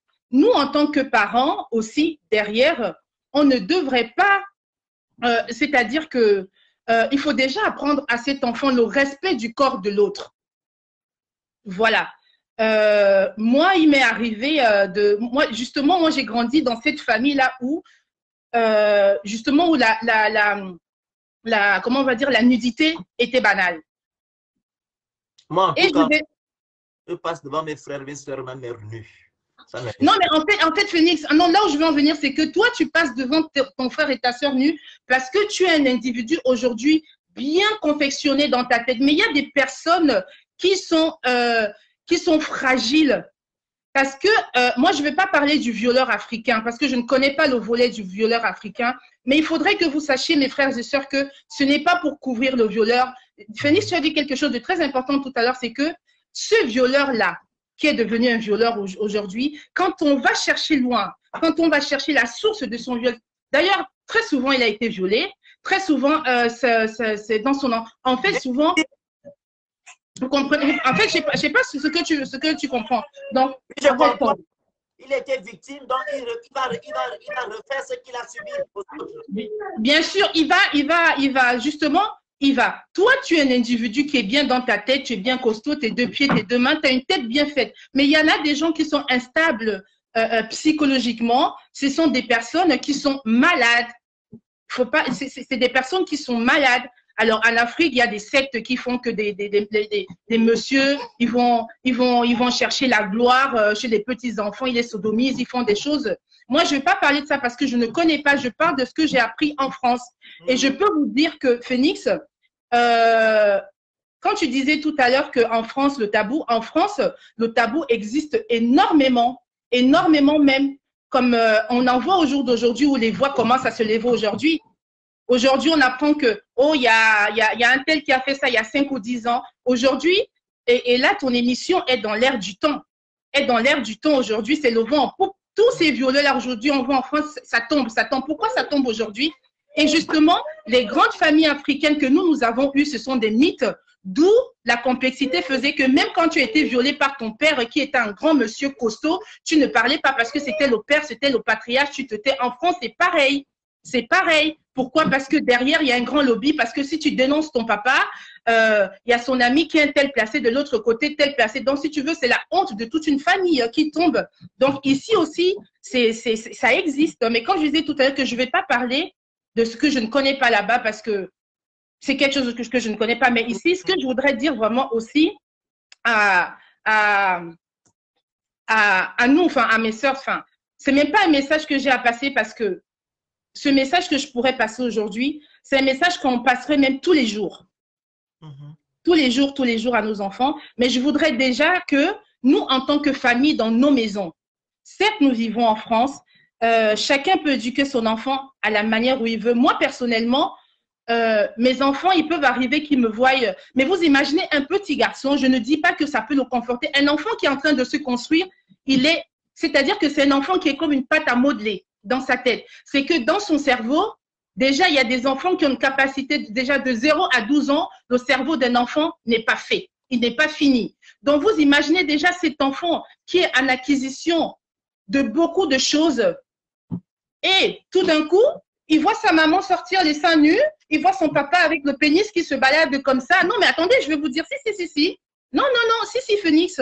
Bon, je sais pas, mais en fait, je veux dire que commençons déjà, c'est-à-dire qu'à nos enfants, quand on lui dit que ton corps, c'est ton corps, nous-mêmes déjà, qu'on puisse déjà, je veux dire, voilà, la nudité n'est pas banale. La nudité n'est pas banale. Un petit garçon qui voit le sein de sa maman, oui, il a tété le sein de sa maman quand il était bébé, oui, parce que c'était le sein de sa maman, mais à un moment donné, il faudrait que ce sein puisse porter un soutien, c'est-à-dire qu'il puisse se dire que le corps de maman que je vois, je ne peux le voir que par accident. Et quand il verra le corps il aura sa copine. Je ne dis pas que, en fait, je ne suis pas en train de généraliser. Je dis juste que les enfants, il y a catégorie par catégorie. Il y en a qui sont bien constitués, il y en a qui sont faibles, mais de toute façon, il faudrait qu'à ces enfants-là déjà, nous puissions déjà, la base de l'éducation à la maison, c'est quand on dit une fille qui commence à avoir ses règles, il y a des parents qui commencent à dire à son enfant à 6 ans, oh, quand tu auras 13 ans, tu vas avoir tes règles. C'est bien vrai de pouvoir préparer l'enfant, mais il faudrait qu'on sache qu'il y a un seuil. L'enfant a un seuil de compréhension suite aux choses de la vie qui vont lui arriver. Il ne faut pas l'inonder de choses. Analyse doucement. Donne-lui la tétine, Tom. Donne-lui ça. Tu sais que je suis en train de parler. Il ne faut pas l'inonder, c'est-à-dire que c'est étape par étape, étape par étape. Mon enfant, l'année prochaine, tu auras 12 ans. À partir de tel moment, on commencera à parler de ça. Parce qu'à cet âge-là, l'enfant, il sera préparé à ça. Mais si tu commences à préparer ton enfant à 6 ans, qu'à 13 ans, tu auras les règles, ce que tu es en train de lui apprendre aujourd'hui à 6 ans, il ne va pas là. C'est-à-dire qu'il ne va pas là. Au niveau de l'acquisition, il ne va pas le comprendre comme un enfant de 12 ans. Vous voyez ce que je suis en train de dire là? Donc, c'est par là où je suis en train de dire que oui, c'est tout un apprentissage au quotidien, mais déjà, dans nos familles, il y a beaucoup de boulot. Beaucoup de boulot à faire. Et c'est bien dommage parce que là, il y a 161 personnes qui sont connectées. C'est vraiment dommage, quoi. Je pensais que c'était un sujet qui pouvait interpeller. Et je voulais aussi dire qu'il y a ma petite sœur aussi que tu vas rencontrer. Moi, j'ai vécu dans une famille, justement, où il n'y a eu que ça, Phoenix. Mais justement, c'est une grande famille. Quand je dis une grande famille, où, c'est-à-dire que quand tu cites le nom déjà, tu vas voir, il y a des antennes qui vont faire comme ça. Ces antennes qui vont faire comme ça, là, vont faire que tu ne peux pas parler. Tu ne peux pas parler. Tu ne peux pas parler. Et donc, justement, la loi du silence, c'est cette loi qui nous tue aujourd'hui. Donc, merci pour ce que tu fais. Mais n'oublions pas aussi que le travail aussi nous revient. Il nous revient aussi. Il nous revient aussi à la maison. Donc, mes chers frères, mes chères sœurs, nous vivons en France. Protégeons déjà nos enfants ici même déjà. Oui, bon, ça sert à rien, je veux dire, vous vous rendez compte, un enfant qui rentre le soir et tu lui dis, ah, mais qui t'a touché? Qui t'a fait quoi aujourd'hui? À cet enfant, déjà, on induit inconsciemment des peurs. Vous voyez ce que je veux dire? On induit, c'est-à-dire que quand tu vas envoyer ton enfant à Leader Price, tu vas te dire, ah, il n'est pas rentré 5 minutes, c'est sûr qu'il est en train de se faire violer quelque part. Tout ça, c'est parce que ce sont des peurs qu'on traîne. Et ton enfant, il va grandir étant fragilisé dans la tête parce que c'est ce que toi, tu l'as appris. Tu l'as pas appris la sérénité. La confiance en soi, c'est quelque chose qui est très important. Un enfant qui n'a pas confiance en lui, c'est un enfant qui grandit sans armes. C'est comme un combattant qui va en guerre sans les armes. Donc, ce que je veux dire, c'est que nos enfants, la confiance, c'est important, c'est important. C'est vrai que c'est dur à refaire et je conseille surtout à nos sœurs qui ont vécu ça. Moi, j'ai pas vécu ça. Moi, ma petite sœur qui l'a vécu, quand je vous dis c'est ma petite sœur, elle a commencé à avoir un psy il y a 1 an. C'est important de parler et de voir des psychologues. Il y a tout à l'heure, la sœur, elle a dit qu'elle aurait bien voulu le dire à sa maman. Mais je pense que la manière dont, moi, il m'est arrivé de me dévoiler aux personnes que je ne connais pas, mieux qu'aux personnes que je connais. Donc, je pense que la manière dont parce que c'est des personnes qui sont sans jugement, c'est des personnes qui ne vont pas rencontrer, qui ne sont pas du tout dans notre socle, dans notre cercle de famille, d'amis. Donc, c'est important de parler. C'est important de pouvoir sortir et de voir ces psychologues-là. C'est pas des mangeurs d'argent, c'est pas des personnes qui veulent nous faire parler pour nous faire parler. Ce sont vraiment des personnes qui sont là, c'est-à-dire que même si moi j'ai vu une psy, hein, et moi je continue de voir une psy, ça ne veut pas dire que je ne suis pas bien dans ma tête, mais la psychologue c'est quelqu'un qui permet, c'est-à-dire que c'est une balle de shérif qui est là. Il faut pas être dépendant de ces gens-là, mais c'est une personne qui est là pour nous. Même pour la confiance en soi, même pour la confiance en soi quand des choses vont mal dans nos vies, c'est des personnes qui sont là pour nous redonner de la confiance. C'est des personnes, il y a des bons et des mauvais. Attention, je ne dis pas que tout est bon à prendre chez les psys, non, mais voyons-les, ils sont là pour nous aider à parler. Parce que l'Africain va te dire, oh non, non, non, moi j'ai tellement vécu des choses que ce n'est pas la psychologue qui va changer ma vie aujourd'hui, non. Non, non, non, c'est pas vrai. C'est des personnes qui vont permettre qu'on puisse se soigner. Parce que si tu te soignes, tu vas soigner ton enfant, tu vas soigner ta petite fille, tu vas soigner toute une famille. C'est toute une famille. Donc, c'est important d'aller voir ces gens-là. C'est tout ce que je tenais à dire. Quoi. Merci beaucoup, c'est gentil. Très bonne intervention. Merci. Alors, on va couper le live. Voilà. Voilà, on va couper. On a déjà fait 1h30. Voilà, 1h30 de live. Voilà, beaucoup de personnes ont intervenu. Vous avez écouté les témoignages de certaines personnes et voilà des conseils voilà, de certaines personnes. OK? Donc, faites très attention. Faites très attention. Les filles, les garçons, faites très attention. Dénoncez. Dénoncez. Ne restez pas dans un mutisme absolu. Si vos parents ne vous écoutent pas, si vos parents ne vous écoutent pas, vous allez dans la rue, vous criez. Vous criez. OK? Vous criez. Je prends une personne, la dernière personne, elle va nous... C'est elle qui va clôturer. Si la personne accepte la demande. La jeu est en cours, Jade.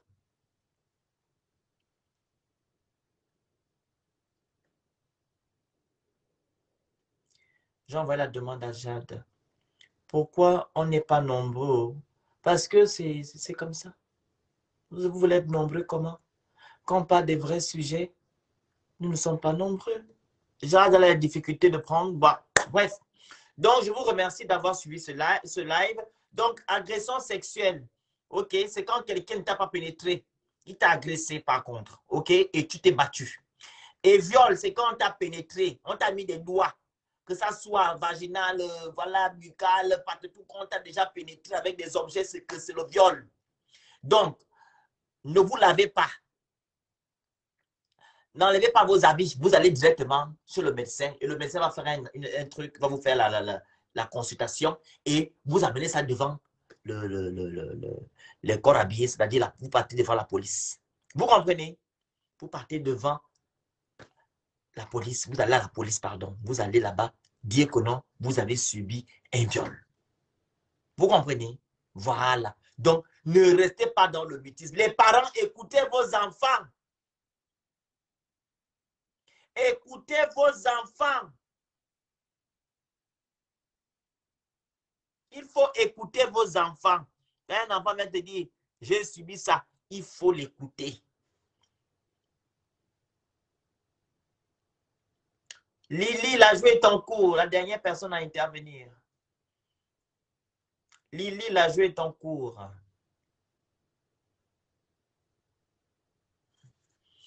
La joué est en cours, s'il vous plaît.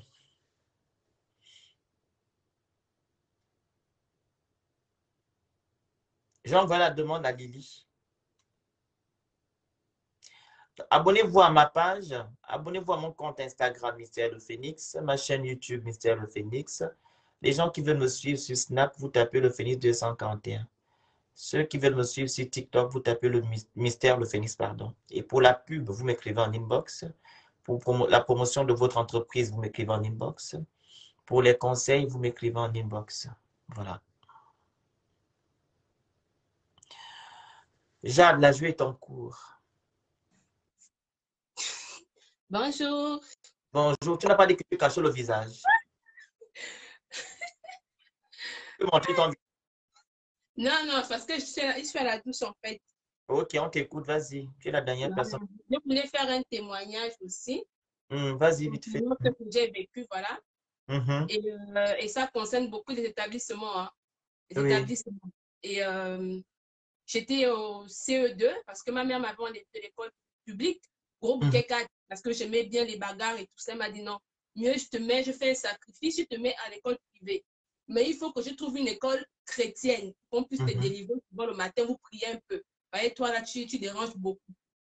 C'est comme ça qu'elle trouve une école. Je vais citer le nom de l'établissement, c'est très important. Providence Divine. À l'époque, c'était situé au camp de Boy, juste derrière le monsieur qui faisait les coupés. Après, je ne sais pas comment dire.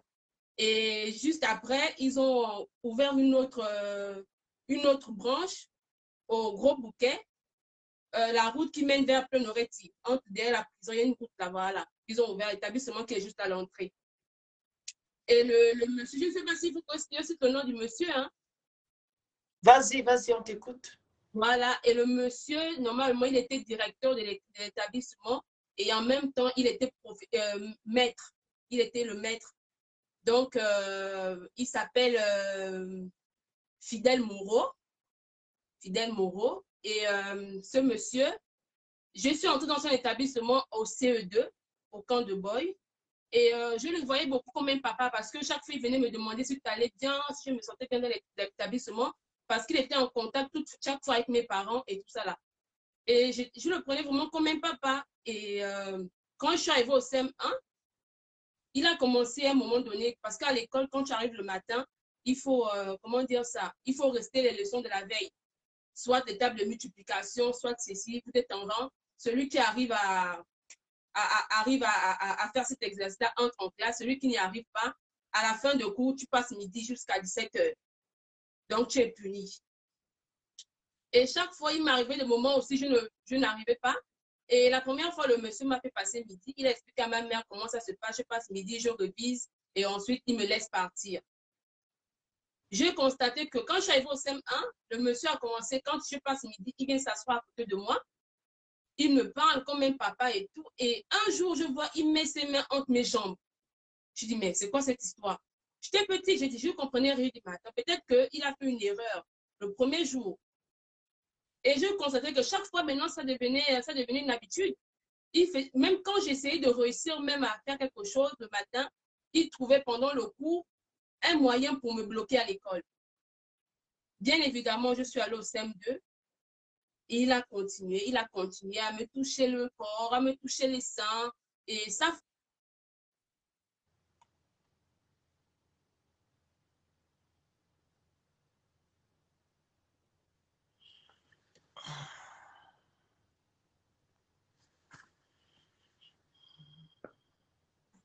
allô? Allez-y. Ça a coupé. Donc, sa femme, chaque fois, elle venait vers moi parce qu'elle était comme une maman très gentille, une chrétienne, parce que je précise que ce monsieur était pasteur. C'était un pasteur dans une église et en même temps, il faisait ses activités. Il a commencé à me toucher les seins, me mettre les mains entre mes jambes, me tripoter et tout le reste. Et un jour, je me suis dit, si je n'ai pas mon BPC, si je n'ai pas mon CP, mon concours, je suis foutue parce que le monsieur, il va finir par me violer. Mais je n'avais pas le courage d'en parler avec ma mère parce que ma mère n'était pas souvent là. Elle se battait vendre des choses à gauche, à droite pour pouvoir payer la scolarité. Donc, quand elle rentrait le soir, elle était fatiguée. Donc, pour moi, je ne voyais pas l'importance de lui rapporter ce genre de choses. Et j'ai eu mon concours. Le monsieur a commencé à me faire des avances puisque je partais maintenant au lycée, me demandait si je peux être sa copine officiellement et tout. Mais j'étais une petite fille. Je me suis dit, mais je ne peux pas parce que vous êtes comme mon père. Je lui ai dit, vous êtes comme mon père, papa, je ne peux pas, je ne peux pas. Et tout, il me dit, non, ça sera entre nous, tu n'en parles pas à ta mère parce qu'elle sera touchée et tout ça là. Donc, Dieu merci, j'ai eu mon concours et mon CEP et on s'est complètement perdu de vue. J'ai continué mes études. C'est l'année où je suis repartie à Libreville en vacances. Bon, j'ai eu le bac, il y a bien longtemps, j'ai eu le bac et tout. Je suis repartie à Libreville, j'ai croisé sa femme. Et de suite, tout ce que le monsieur me faisait est remonté à la surface. Et c'est là où je me suis dit, il faut que je prenne quand même le courage de parler de ça avec ma mère. Et quand je parle avec ma mère me dit, mais il fallait me dire parce que toutes tes sœurs apprennent là-bas. Toutes tes petites sœurs sont là-bas. Si maintenant il les viole, qu'est-ce que tu en sais? Toutes tes cousines, parce que tu as tellement eu une très bonne expérience dans cette école, que tes tantes se sont dit, mais vu que Sandra a eu une bonne expérience dans cette école, on va envoyer tous nos enfants et tout. Donc, tes cousines sont là-bas dans cette école. Si maintenant il arrive que ce monsieur-là, pendant qu'elles sont là-bas, elles se font violer, qu'elles le sait, se taisent, comment nous on saura ce qui se passe réellement? Donc, elle s'est un peu fâchée, elle allait voir le monsieur et tout, lui demander pardon. Bon, il a demandé pardon, que ce sont des choses qui arrivent, il n'était pas en accord avec Dieu, et voilà. De ne pas en parler à sa femme et tout ça là, ça risquerait de créer un divorce, plein de choses. Donc, moi, finalement, actuellement, je voudrais juste rappeler aux parents que c'est important de souvent discuter avec vos enfants le soir après l'école. Parce que moi, c'est ce que j'ai manqué. Parce que si j'avais une maman qui était là chaque fois pour me demander comment s'est passé les cours aujourd'hui, comment, peut-être que j'aurais eu le courage de lui en parler. Peut-être que j'aurais peut-être fait autre chose, on ne sait pas. Ça, si je savais, ça vient toujours trop tard. Donc, parlez avec vos enfants, demandez comment ça se passe à l'école, demandez si le maître est trop proche, si le maître lui dit des choses, si le maître... Voilà, il y a plein de choses. C'est important pour les parents. Moi, aujourd'hui, je dis, voilà, j'ai 2 enfants, j'ai 2 garçons, et je ne vous mens pas, chaque fois que mes enfants rentrent des cours, je pose des questions. Je pose la question à Mathéo, comment ça se passe à l'école? Tu as la maîtresse, tu as fait quoi? Il me dit, maman, j'ai fait pipi 3 fois aujourd'hui aux toilettes et tout ça, je suis allée tout seul. Il m'explique sa journée. Et c'est ça, au moins, c'est ça dont j'ai manqué. Et je voudrais pas que ça arrive à d'autres enfants, surtout dans cet établissement-là, parce que j'espère qu'il a changé. C'est un monsieur qui aime bien les petites filles au bas âge. J'espère vraiment. Parce que jusqu'à aujourd'hui, j'essaie de demander, il est toujours maître là-bas, directeur de cette école-là. Donc, j'espère quand même qu'il a changé et qu'il s'est remis sur le droit chemin. Donc, c'était ça mon témoignage pour clôturer. Merci, c'est très bien. Et courage, hein? Ok, merci, c'est gentil. Oui, c'est courage, parce que cela fait que ça va aller là, que ça arrive. Donc, toi, tu es traumatisé à vie, lui, ça arrive. L'Afrique, hein? Merci beaucoup. Merci, bye bye. Aïe, pas les choses.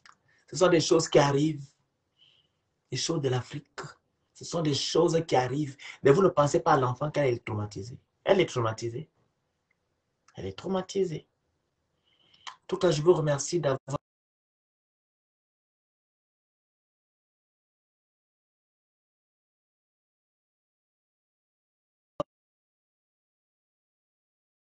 On se dit à ce soir pour le live. Abonnez-vous à ma page.